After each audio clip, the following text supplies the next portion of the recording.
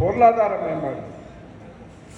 பொருளாதார மேம்பாட்டுக்கு வந்து கண்மணி நாயகன் ஸல்லல்லாஹு அலைஹி வஸல்லம் அவருடைய வழிகாட்டுதல் என்ன அப்படின்னு பார்த்தா, முதல்ல மக்காலேருந்து கண்மணி நாயகன் ஸல்லல்லாஹு அலைஹி வஸல்லம் மதீனாவுக்கு வந்த உடனே முதல்ல பள்ளிவாசலை நிறுவனாங்க. மஸ்ஜிது நபவி, ஃபர்ஸ்ட் மஸ்ஜித் நபவி.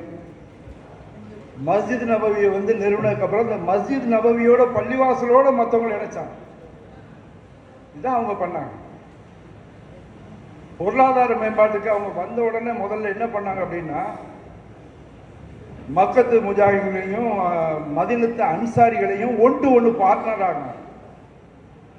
இவங்க விவசாயத்தில் செழிப்பா இருக்கிறாங்க, செல்வ செழிப்பா இருக்கிறாங்க.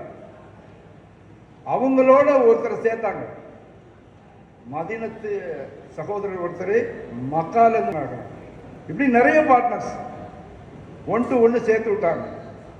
அல்லாஹ் தஆலா மிகப்பெரிய பரக்கத்தை கொடுத்தான், மிகப்பெரிய செல்வத்தை கொடுத்தான். அந்த அந்த பார்ட்னர்ஷிப், அந்த இது மூலமாக முதல்ல இந்த பொருளாதாரத்தை கையில் எடுத்து பொருளாதாரத்தை சரி பண்ணாங்க. கல்வியை பற்றி உங்களுக்கு கல்வியை சொல்லும் பொழுது கல்விக்கு வரேன். இதுதான் நம்ம வந்து நம்மளுடைய பொருளாதாரத்தை நம்ம எப்படி மேம்படுத்துறது